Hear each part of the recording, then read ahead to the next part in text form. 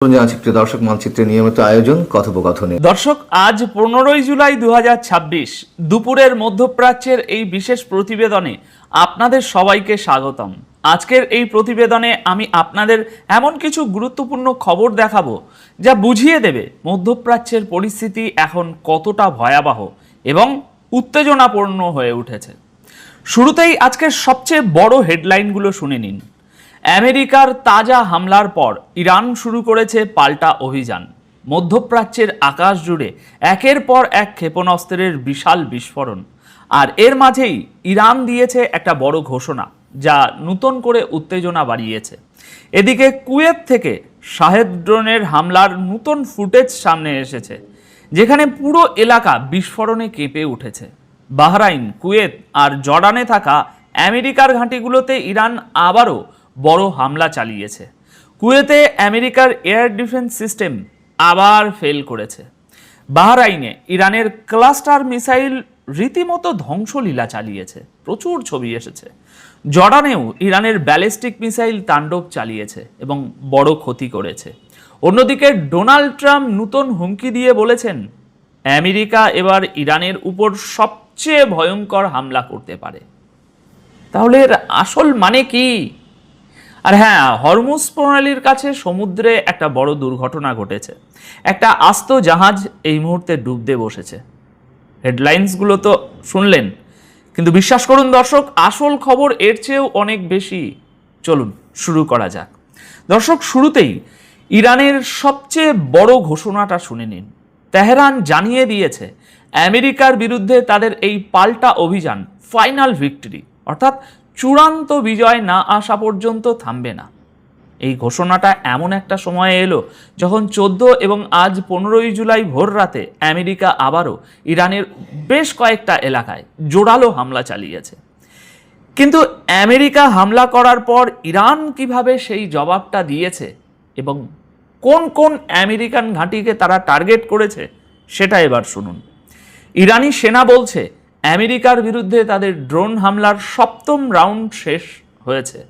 তাদের দাবি এই হামলাগুলো অপারেশন লাইটনিংয়ের 7ম ফেজের অংশ ছিল।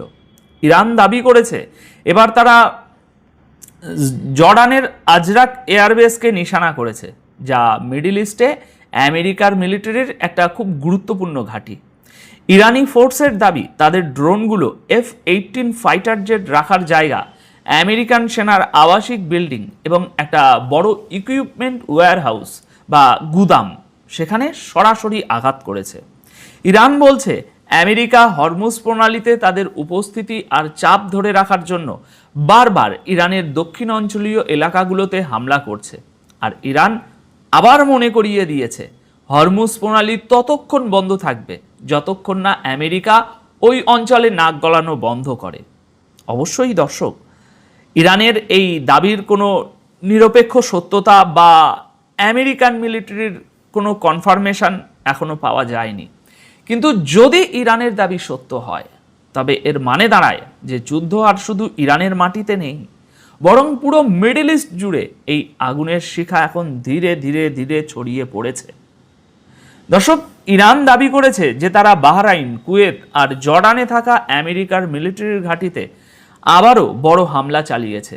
আইআরজিসির মতে এই হামলাগুলোতে ব্যালিস্টিক মিসাইল আর শাহেদ ড্রোনের একটা নতুন ওয়েব ব্যবহার করা হয়েছে। এখন এই যে নতুন ফুটেজ সামনে এসেছে, এতে দাবি করা হচ্ছে যে কুয়েতে একটা শাহেদ 136 ড্রোন সরাসরি একটা ওয়্যারহাউসে আঘাত করেছে। অন্যদিকে জর্ডান থেকে আসা কিছু ভিডিওতে দাবি করা হচ্ছে যে ইরানের ব্যালিস্টিক মিসাইলগুলো আমেরিকার এয়ার ডিফেন্স সিস্টেমকে বোকা বানিয়ে সোজা টার্গেটে গিয়ে হিট করেছে। ইরান বলছে জর্ডানের আমেরিকান ঘাঁটিতে তারা অত্যন্ত বড় এবং নিখুঁত হামলা করেছে। যদি এটা সত্য হয় দর্শক, তবে এর মানে হলো ইরান এখন আর শুধু ড্রোন পাঠাচ্ছে না, তারা ড্রোন আর ব্যালিস্টিক মিসাইলের একটা কম্বিনেশন ব্যবহার করে আমেরিকার এয়ার ডিফেন্সের উপর একটা চরম প্রেসার তৈরি করছে। ব্যাপারটা কি হয় জানেন? প্রথমে ড্রোন পাঠানো হয়, এয়ার ডিফেন্স সিস্টেম সেগুলো তখন ওই ড্রোনগুলোকে আটকাতে ব্যস্ত হয়ে পড়ে, আর ঠিক তখনই তার পেছন থেকে ছুটে আসে ব্যালিস্টিক মিসাইল। তখন আর সেগুলোকে আটকানো যায় না, সেগুলো তখন সোজা গিয়ে হিট করে। যদিও দর্শক জর্ডান, কুয়েত বা বাহরাইন এই দাবি বা ফুটেজের কনফার্মেশন দেয়নি। তারা শুধু এইটুকুই বলেছে যে আমাদের এয়ার ডিফেন্স সিস্টেম এঙ্গেজ ছিল, মানে কাজ করছিল। দর্শক এবার জর্ডানের আর একটা খবর শুনুন। জর্ডান থেকে আসা একটা নতুন ফুটেজে ইরানের হামলার এই দাবিকে আরও জোরালো করছে। এই ফুটেজে দাবি করা হচ্ছে যে 14 ও 15 জুলাই রাতে জর্ডানের কিং ফয়সাল এয়ারবেসে কমপক্ষে 4টি ইরানি ব্যালিস্টিক মিসাইল এসে পড়েছে। ভিডিওতে জোরালো বিস্ফোরণের শব্দ এবং দৃশ্যও রয়েছে। যদি এই দাবি সত্য হয় তবে এর মানে হলো ইরান জর্ডানে থাকা আমেরিকার ব্যবহৃত ঘাঁটিতে সরাসরি আঘাত করেছে। কিছু মানুষ সবসময় বলে যে আগে কনফার্ম হোক ভাই, তারপর খবর দেখাও। আরে ভাই, কনফার্ম হতে তো কয়েকদিন লেগে যাবে, আর হয়তো কখনো কনফার্ম হবেই না, কারণ দুনিয়ার কোনো দেশই তাদের পুরো ক্ষতিটা স্বীকার করে না।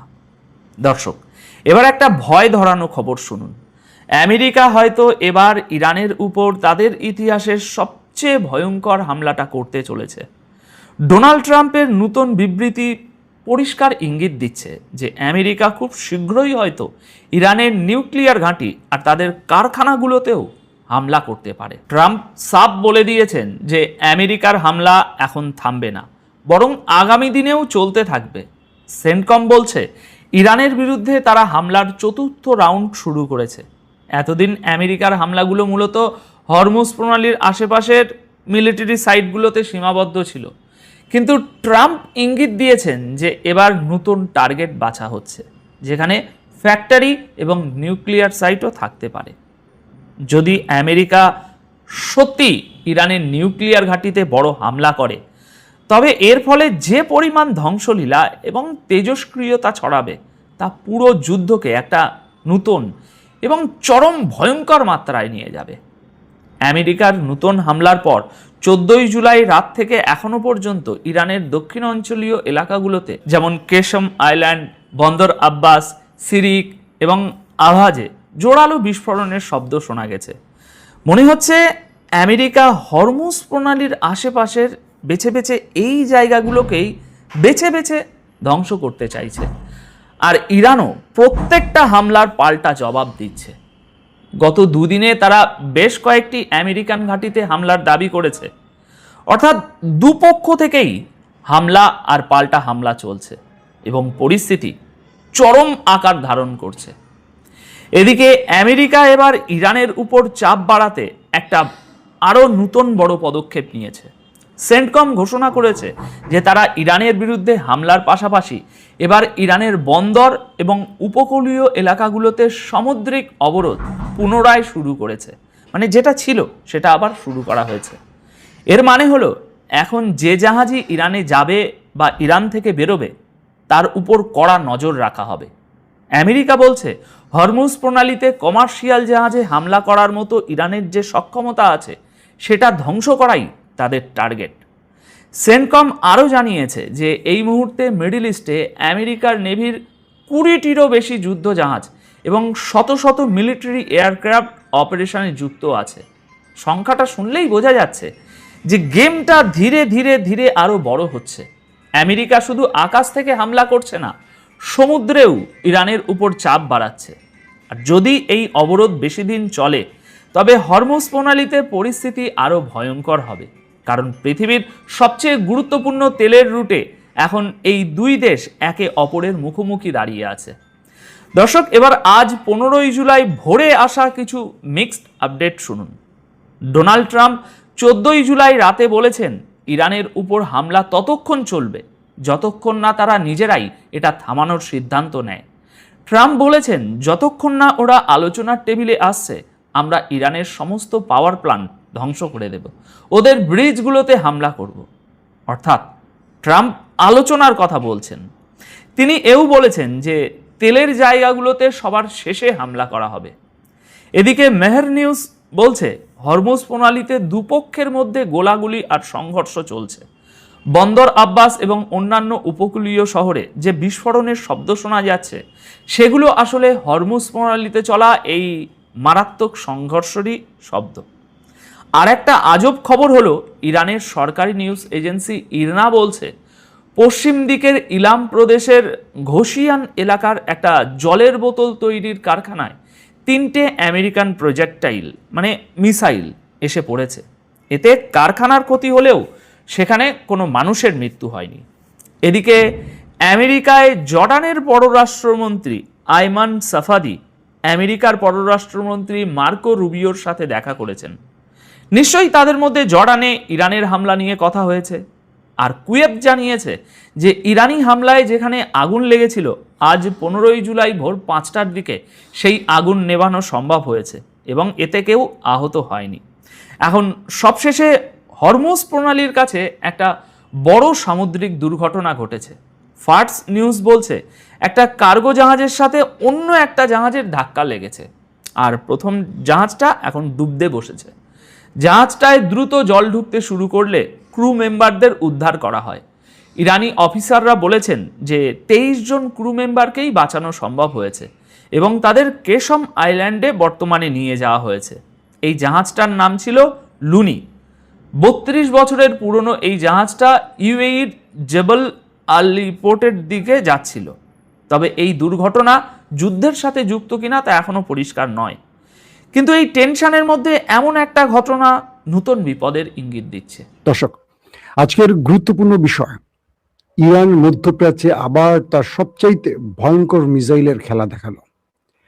কেবল ইসরায়েলে যে মিসাইলটি ইরান ছুড়েছিল, আর কোনো দেশ ইরান কখনো সেটা অ্যাটাক করেনি। প্রধান শত্রুকে টার্গেট করেছিল ইরান, এবার সেটা আরব দেশে মেরেছে। মার্কিন ঘাঁটি উড়ে গেছে, শুধু নয়, মার্কিন সেনাদের একটি বিশেষ ভবন পুরোটা উড়ে গেছে। আমেরিকার পেছন থেকে হাওয়া বেরোনো শুরু করেছে, ধোঁয়া বেরোচ্ছে এখন। জুলফিকার খাইবার শেখান ক্লাস্টার, তারপর এরকম অনেক নাম আমরা শুনছি না। ইরানের মিসাইলের নাম শুনতে গেলে আমাদের চোখ আটকে ওঠে। তাদের মিসাইল খেলাগুলো কি, সেগুলো বলতে গেলে তাহলে আরো আটকে ওঠার মতো ঘটনা ঘটবে। আসেন আমরা কয়েকটা গুরুত্বপূর্ণ খবর দেই, তারপর আমরা সরাসরি আপনাদেরকে কি ঘটনা ঘটিয়েছে সেই বিষয় নিয়ে বিস্তারিত আলোচনা করব। মার্কিন সেন্ট্রাল কমান্ড সেন্টকম তারা বলছে ইরানের উপর সর্বশেষ দফায় তারা হামলা করেছে এবং সেখানে ইরানের অনেকগুলো সামরিক কেন্দ্র তারা ধ্বংস করেছে। আবার ইরানের গণমাধ্যম বলছে দক্ষিণাঞ্চলীয় শহর ও উপকূলীয় দ্বীপগুলোতে বিস্ফোরণের খবর দিয়েছে। মানে ইরানের যে গণমাধ্যম তারা বলছে দক্ষিণাঞ্চলীয় শহর ও উপকূলীয় যে দ্বীপগুলো আছে সেখানে মার্কিন যুক্তরাষ্ট্র অ্যাটাক করেছে এবং সেখানে বিস্ফোরণের শব্দ পাওয়া গেছে। পাশাপাশি হরমুজ প্রণালীতে মার্কিন ও ইরানি বাহিনীর মধ্যে সংঘর্ষের কথা জানানো হয়েছে গণমাধ্যমে। অর্থাৎ হরমুজ প্রণালীতে আমেরিকা এবং ইরানের মধ্যে তীব্র লড়াই চলছে। ইরানের ইসলামিক রেভলিউশনারি গার্ড বলছে মার্কিন হামলার জবাবে তারা রাতে বাহরাইন, কুয়েত ও জর্দানে মার্কিন সামরিক স্থাপনায় হামলা চালিয়েছে এবং বাহরাইনে মার্কিন ৫ম নৌবহরের সদর দফতরে ব্যাপক অ্যাটাকের মাধ্যমে প্রচুর ক্ষতির দাবি করছে ইরান। অর্থাৎ এই মধ্যপ্রাচ্যের সবচেয়ে বড় নৌবহর যেটা বাহরাইনে, এটাকে সিরিজ অ্যাটাক করে যাচ্ছে। মোটামুটি এক সাইড থেকে এটাকে ধ্বংস করতে করতে করতে এটাকে একেবারে কি বলবো ধোলাইখাল বানিয়ে ফেলেছে। মার্কিন প্রেসিডেন্ট ডোনাল্ড ট্রাম্প এর আগে বলছেন ইরানের উপর হামলা যতক্ষণ না আমি যথেষ্ট বলছি ততক্ষণ চলবে এবং এর সম্ভাব্য লক্ষ্যবস্তুর মধ্যে বিদ্যুৎ কেন্দ্র ও সেতু অন্তর্ভুক্ত রয়েছে। মাশাআল্লাহ, গুড। যুক্তরাষ্ট্র ইরানের বন্দরগুলোর উপর পুনরায় অবরোধ আরোপ করেছে। অন্যদিকে ট্রাম্প হরমুজ প্রণালী দিয়ে চলাচলকারী জাহাজের উপর 20% শুল্ক আরোপের পরিকল্পনা প্রত্যাহার করে নিয়েছে। বুঝতে পারছেন, যুক্তরাষ্ট্র 20% শুল্ক আরোপের যে পরিকল্পনা সেটা প্রত্যাহার করে নিয়েছে। ইরানের খেলা এবার বুঝছেন আপনারা, তারা হরমুজ প্রণালীতে 20% টোল নেবে আশা করছিল, কিন্তু সেই স্বপ্ন ভেস্তে দিল এবার ইরান। তাদের মিসাইল মেরে পেছন থেকে হাওয়া বের করে দিল। এখানে খুব দুর্দান্ত একটি ইন্টারেস্টিং খবর আপনাদেরকে আগে দিতে হবে। ইরানের পররাষ্ট্রমন্ত্রী আব্বাস আরাকচি, মানে ইরান যে আমেরিকার সাথে খেলছে আর রাজনৈতিক খেলায়, আমেরিকা শক্তিশালী পরাশক্তি সুপার পাওয়ার যেটাই হোক না কেন, সামরিক শক্তিতে নাম্বার 1 হোক না কেন, ইরান আমেরিকাকে পুরো রাজনৈতিক খেলায় একদম ভাঁজ করে ফেলেছে। একটা ছোট্ট খেলার সূত্র ধরিয়ে দেই। ইরানের পররাষ্ট্রমন্ত্রী আব্বাস আরাকচি তিনি বলছেন, তিনি তার সোশ্যাল মিডিয়ায় লিখেছেন, ট্রাম্প একেবারে সঠিক। অর্থাৎ ট্রাম্প যে হরমুজ প্রণালীতে 20% শুল্ক আরোপের কথা বলছিলেন, এটা তার একদম সঠিক সিদ্ধান্ত। কে বলছে? ইরানের পররাষ্ট্রমন্ত্রী আব্বাস আরাকচি। আপনার কাছে একটু কঠিন লাগলো না কথাটা, যে ট্রাম্প 20% শুল্ক নেবে, এটাকে সঠিক সিদ্ধান্ত বা এটা সঠিক সিদ্ধান্তের দাবি করছে ইরান? এটা কি করে সম্ভব? আব্বাস আরাকচি বলছেন, গুরুত্বপূর্ণ এই নৌপথে যাতায়াতের জন্য মাশুল নেয়ার বিষয়ে তেহরানের অবস্থানকে ট্রাম্প নিজেই বৈধতা দিয়েছে। এটা হলো মূল খেলা। অর্থাৎ ইরান হরমুজে তারা যে টোলের কথা বলছিল বা মেইনটেনেন্স ফির কথা বলছিল, আর আমেরিকা এটাকে অ্যাভয়েড করেছিল, বা আমেরিকা বলছে না এটা ঠিক নয়, এটা আন্তর্জাতিক জলসীমা, এখান থেকে এটা করা যাবে না, এখান থেকে কোনো টোল নেওয়া যাবে না। ইরানকে নিষেধ করেছিল কে? আমেরিকা। আর এখন কি হলো, যখন আমেরিকা নিজে এখানে এসে বাকি জাহাজগুলোকে নিরাপত্তা দেওয়ার কথা বললো, তখন তিনি নিজে 20% শুল্ক চেয়ে বসলো। তার মানে এখানে একটা শুল্ক নেয়ার ব্যাপার আছে, কারণ এই রুটে সবাইকে নিরাপত্তা দেয়া, পরিবেশ দূষণ থেকে সাগরকে রক্ষা করা, এবং আরো যে মেইনটেনেন্স গুলো আছে সেটাকে রক্ষার জন্য টোল যে লাগবে, এটা আমেরিকা বৈধতা দিয়ে ফেলেছে। কারণ আমেরিকা এখানে থাকার জন্য বা আমেরিকা নিরাপত্তা দেওয়ার জন্য এই 20% চেয়ে বসছে। তার মানে ইরান যে আগে চেয়েছিল এটা বৈধ হয়ে গেছে। কিন্তু প্রশ্ন হলো, তিনি বলছেন, তিনি ট্রাম্পকে খোঁচা দিয়ে বলেন, ট্রাম্প যে 20% মাশুল নিতে চায় তা একটু বেশি হয়ে যায়, কিন্তু ইরান এত বেশি নেবে না, ইরান অনেক কম নেবে। ইরান মানুষের উপর জুলুম করবে না। আমেরিকা 10,000 মাইল দূর থেকে এসে অন্যের জলসীমায় বসে টোল নেবে, তাও আবার 3 ডবল বেশি, আর ইরান তার জলসীমায় বসে সেই টোল নেবে না। এটা কি হয়? এখন ট্রাম্প কি বলবে বলেন? ট্রাম্প এখন বুঝতে পারছেন যে ইরান সহজে তাকে আর ছাড় দেবে না। সমঝোতা স্মারকে কি ছিল তা নিয়ে তাদের নিজেদের ব্যাখ্যা অনেক রকম আসছে দুই পক্ষের। আর যে যুদ্ধ তিনি বারবার ছড়াচ্ছেন ট্রাম্প, এই যুদ্ধে আমেরিকানরা তার প্রতি বিরক্ত হয়ে গেছে এবং বলছেন যে আমেরিকা তার উদ্দেশ্যকে গোপন রেখে মানুষকে ধোঁকা দিচ্ছে। এখন আসেন যে একটি সমঝোতা স্মারকের মাধ্যমে ট্রাম্প চিরতরে ইরানের পারমাণবিক কর্মসূচি বন্ধ করে দিয়েছেন। 3000 বছরের মধ্যে প্রথমবারের মতো মধ্যপ্রাচ্যে শান্তি এনেছেন বলে ঘোষণা করার কয়েক সপ্তাহ পরেই ট্রাম্পের সুর বদলে গেছে। গত সোমবার তিনি একটি রেডিওতে বলেন, এই চুক্তিটি ছিল একটি পরীক্ষা, যাতে ইরান ব্যর্থ হয়েছে এবং এর কোনো গুরুত্ব ছিল না। কিন্তু মিস্টার আরাকচি বলছেন, এখানে আমরা নই, ব্যর্থ হয়েছে আমেরিকা, কারণ পুরো পৃথিবী বুঝে গেছে আমেরিকা ধোঁকা দেয়। আসেন আরো কিছু গুরুত্বপূর্ণ খবর দিই। ইরানের ভূখণ্ডে যুক্তরাষ্ট্র নতুন করে চালানো হামলার জেরে Islamic revolutionary guard corps IRGC Kuwait, Bahrain ও জর্ডানে অবস্থিত মার্কিন সামরিক স্থাপনাগুলোতে যে ব্যাপক অ্যাটাক করেছে তার ছবি তথ্য আসতে শুরু করেছে। মার্কিন বেশ কিছু ঘাঁটিকে দেখা গেছে একদম আগুনে জ্বলছে। IRGCর পক্ষ থেকে বলা হয়েছে তারা বাহরাইনে একটি ঘাঁটিতে প্রচুর সংখ্যক মার্কিন সেনারা অবস্থান করছে, সেটাকে উড়িয়ে দিয়েছে। আরেকটি পক্ষ থেকে বলছে যে একটা ভবনের মধ্যে মার্কিন সেনারা আশ্রয় নিয়েছিল, সেই ভবনটাকেই ক্লাস্টার বোমা দিয়ে উড়িয়ে দিয়েছে। এখন বলেন, আমেরিকা কি এই ক্ষয়ক্ষতিগুলো স্বীকার করছে? আমেরিকা কোথাও এই ক্ষয়ক্ষতির পরিমাণ আর বলছে না। দর্শক,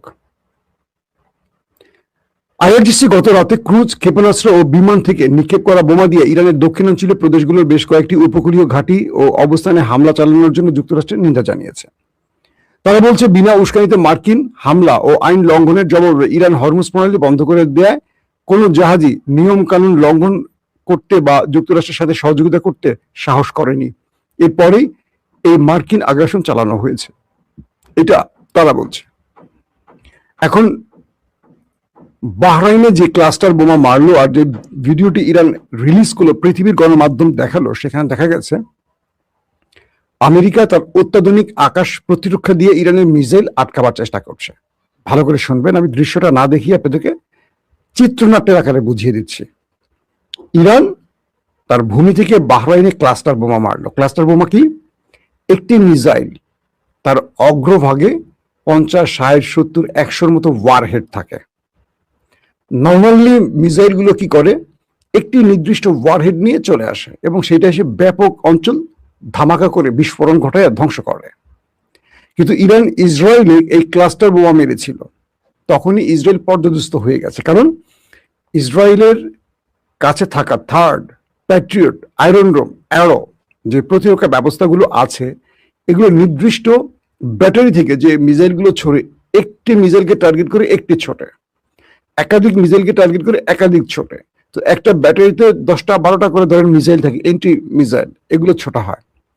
কিন্তু ক্লাস্টার বোমা যখন মারা হয়, এটার মধ্যে 50, 60, 70, 80 বা 100 এরকম ওয়ারহেড থাকে। একটা মিসাইলের মধ্যে এতগুলো ওয়ারহেড এসে একটি নির্দিষ্ট কক্ষপথে, অর্থাৎ ইরান থেকে যখন এটা উপরে চলে যায়, উপর থেকে এটা নির্দিষ্ট টার্গেটে, নেভিগেশন ব্লক টার্গেটে এসে এটা হিট করে।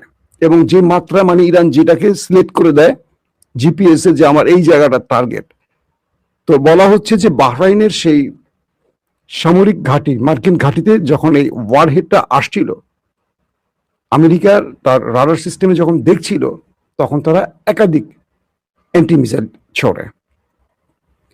এই মিসাইলগুলো কয়টা ওয়ারহেড ধ্বংস করবে? ইরান তো সেটা ক্লাস্টার মারছে। যখন এখান থেকে ক্লাস্টারের অনেকগুলো ওয়ারহেড বেরিয়ে আসে, তখন আমেরিকা কিচ্ছু করতে পারেনি, পুরো ভবনটাকে ধ্বংস করে ফেলেছে। কাল রাতে আমেরিকার রীতিমতো ভয়ঙ্কর দুঃস্বপ্ন দেখেছে ইরানের কাছে। জর্দান, বাহরাইন, কুয়েত কাউকে ছাড়ছে না। জর্দানে তো ভালো ধোলাই শুরু করছে ইসরায়েলের দালাল এই জর্দানকে। একটার পর একটা আঘাত চলছে সেখানে। পুরো মধ্যপ্রাচ্যে এখন আতঙ্ক ছড়িয়ে পড়ছে। আমেরিকার টার্গেটে এর আগে ইরান এই ক্লাস্টার বোমা মারেনি। ইরান বলছে আমেরিকা ওয়েট করো, তোমাদের জন্য আমাদের আরো সারপ্রাইজ আছে। তোমরা যে মাত্রায় এগোবে, আমরা তোমাদেরকে সেই মাত্রায় খেলা দেখাবো। তোমরা যতদূর যাবা, আমরা ততদূর তোমাদেরকে তাড়িয়ে নেব। ইরান বলছে আমরা তোমাদেরকে এই যাত্রায় এক তিল পরিমাণ ছাড় দিতে রাজি নয়। আমেরিকা কালকে আক্রমণের পর অ্যাটলিস্ট এটা বুঝতে পেরেছে যে ইরান তাদেরকে যে শক্ত জবাব দিতে আরো নতুন নতুন মিসাইল ব্যবহার করতে পারে, এটা মোটামুটি জেনে গেছে। তবে আমেরিকা এখন পর্যন্ত বলছে তাদের কোনো ক্ষয়ক্ষতি হয় নাই। কিন্তু উপগ্রহের বা স্যাটেলাইট ইমেজে দেখা গেছে মার্কিন উপসাগরে থাকা, মানে গালফে থাকা মার্কিন ঘাঁটিগুলোকে মোটামুটি ধোলাই খেল বানিয়ে ফেলেছে ইরান। কিন্তু এটা ইরান তার গণমাধ্যমে দেখাচ্ছে। হয়তো আপনারা আগামী কয়েকদিন পর new York Times, Washington post, এই গণমাধ্যমগুলোতে দেখবেন, বা বিবিসি, সিএনএন দেখবেন। তারপরের খবরটি কি? ইসরায়েল এখন একটা দুর্দান্ত চালে আছে, কিন্তু ইসরায়েলের জন্য আরো দুঃসংবাদ কিছু আসছে। নেটোতে যখন এসছিল মিস্টার ডোনাল্ড ট্রাম্প, তখন এরদোয়ান তাকে বেশ কিছু বিষয় চাপ দিয়েছে। এর মধ্যে একটি হলো ইসরায়েল যেন লেবানন এবং সিরিয়া থেকে চলে যায়। এখন প্রশ্ন করবেন, সিরিয়ায় না হয় তুরস্কের ইন্টারেস্ট আছে, লেবানন তো ইরানের ইন্টারেস্ট।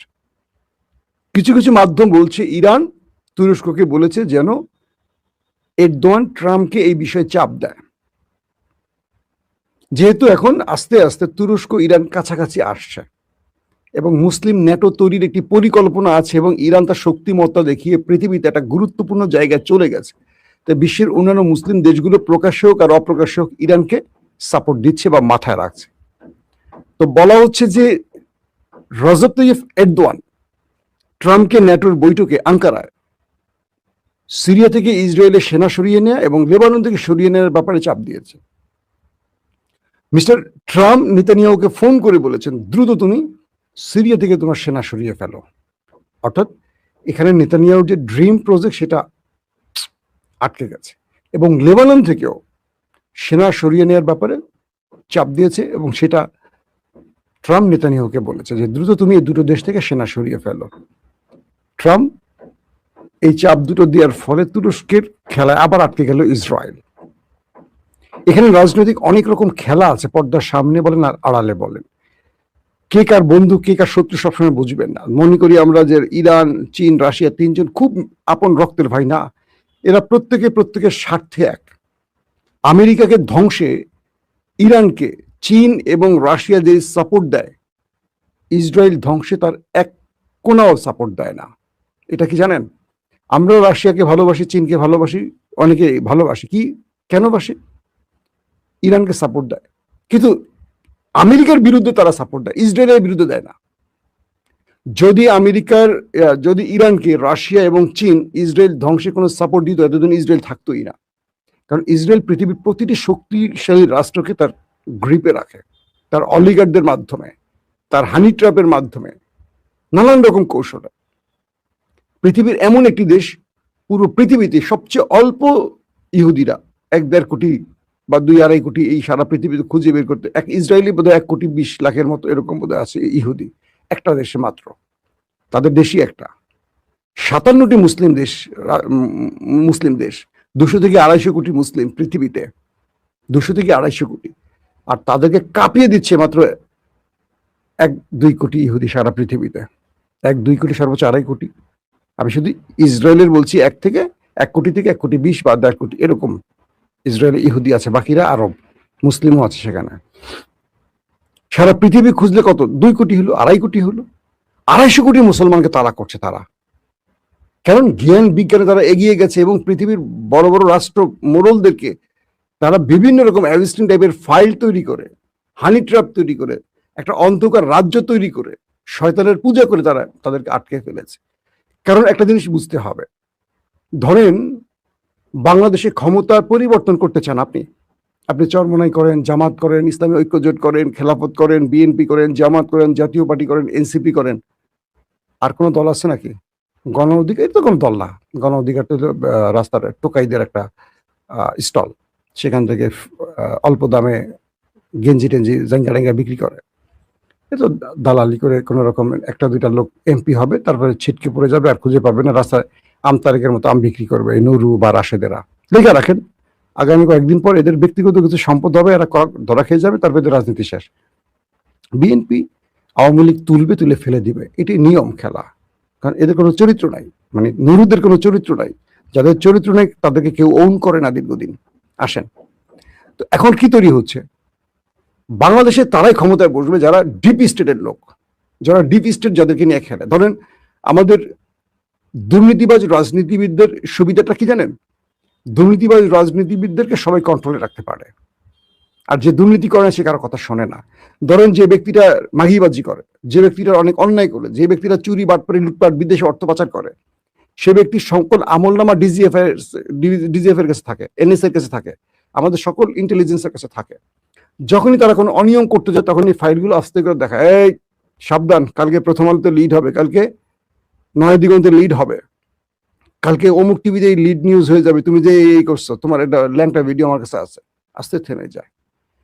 এই লোকগুলোকে ডিপ স্টেট খেলে মজা পায়, কারণ এরা দুর্বল, এরা উইক, কারণ এদের চরিত্রও নেই, রাজনীতিও নেই, কোনো কিচ্ছু নাই। এরা সাদা পাঞ্জাবি পরে আসে, সংসদে লম্বা লম্বা বক্তব্য দেয়, রাতে গিয়ে মদ খেয়ে মাগিবাজি করে ঘুমায় পড়ে, আর ব্যাংকের টাকা চুরি করে মানে বিদেশে পাচার করে। এদেরকে দিয়ে ডিপ স্টেট খেলতে পারে। কিন্তু যে লোকটা ধার্মিক, যে লোকটার মধ্যে অসততা নেই, যে লোকটা দেশপ্রেমিক, যে লোকটা নিজে কখনো অন্যায় করেনি, করতে দেবে না, তাকে ডিপ স্টেট ভয় পায়। কারণ একে আটকাবে কি করে? আটকানোর তো কিছু নাই। তো বাংলাদেশে দেখবেন যেই দলটাকে সব মানুষ ভোট দিবে সেই দলটা ক্ষমতা বসবে না, কারণ জনগণের তো কোনো বেইল নাই। বেইল হলো ওই যে ডিপ স্টেট, যাদের কাছে আমাদের রাজনীতিবিদদের নাটাই হাতে আটকানো থাকে। তো বিষয়টা হলো এরকম যে ইসরায়েল হলো এমন একটি রাষ্ট্র, পৃথিবীর সকল ক্ষমতাধর ব্যক্তির নাটা ইসরায়েলের হাতে থাকে, কিন্তু তারা সংখ্যায় কম। তাদের এজেন্সি মানে মোসাদ বা তাদের সিনব্যাড যদিও অভ্যন্তরীণ কাজ করে, বা তাদের অর্থনৈতিক অলিগাররা এত পাওয়ারফুল পজিশনে চলে গেছে, তাদেরকে কেউ আটকে রাখতে পারে না। আর মুসলমানরা ফতোয়া নিয়ে আসে, ওই সরমনাই বলবে জামাত কাফের, জামাত বলবে সরমনাই অমুক, আমাদের ওই আব্বাসী হুজুর বলবে কি জানি নাম কি, আব্বাসী হুজুর, সবাই কাফের বলে। এরা এক একজন নিজেকে এত বড় অলিয়ালা বা মানে কি বলবো যে হয়তো বা শুধু এটুকু বলেন আল্লাহ আমাকে নবুয়ত দিছে, মানে নবী দাবি ইচ্ছে এরা নিজেদেরকে এত পীর সাহেব মনে করে, অথচ এরা নিজেরা ভুলের মধ্যে আছে, অথচ এরা মুসলমানদেরকে বিভাজিত করে ফেলছে ঐক্যের বদলে। আমি বারবার একটা কথা বলি, যে সকল ইসলামী দল অন্য ইসলামী দলকে গালি দিবে মনে করবেন এরা মুনাফিক, এরা অনৈক্যের জেলে আসে, যত বড় যুদ্ধ নিয়ে আসুক, যত বড় দাদা দানের গল্প শোনাক, এরা ভুল পথে আছে। কারণ আপনি সঠিক পথ চান, আপনি চান না জামাত বিজয়ী হোক, আপনি চান না চরমনায় বিজয়ী হোক, আপনার দরকার নেই চাওয়া, আপনি চান ইসলাম যেন বিজয়ী হয়। আবারও বলছি, যদি এই চাওয়াটা না আসে, আপনি চরমনাই করেন, জামাত করেন, আর যেটাই করেন, দুজক বা জাহান্নাম আপনার জন্য কনফার্ম। আপনার চেষ্টা কখনোই যেন হয় না বিএনপি কে বিজয়ী করবো, জামাতকে বিজয়ী করবো, এনসিপি কে বিজয়ী করবো, চরমনাইকে করবো, খেলাফতকে। আপনার টার্গেট হবে একটা ইসলামকে বিজয়ী করতে আসছে। তাহলে কি ইসলাম যেটা বলছে সেটা, কোনো দলের পক্ষে দালালি করবেন না, চামচামি করবেন না। আমি সব দলের পাশ দেই এই কারণে, কারণ আমার পছন্দ যদি থাকে সেটা হলো ইসলাম। আমি কোনো দলের দালাল নয়, চামচা নয়। যে দলটা ভালো করবে সেই দলটাকে আমি সাপোর্ট দেবো, কনফার্ম। সেটা আমার আলোচনায় বুঝতে পারেন, সাপোর্ট দেয় না দেয়, কাদেরকে ভালো বলি কাদেরকে খারাপ বলি। তো ইসরায়েলের গ্রিপে আটকে আছে পুরো পৃথিবী।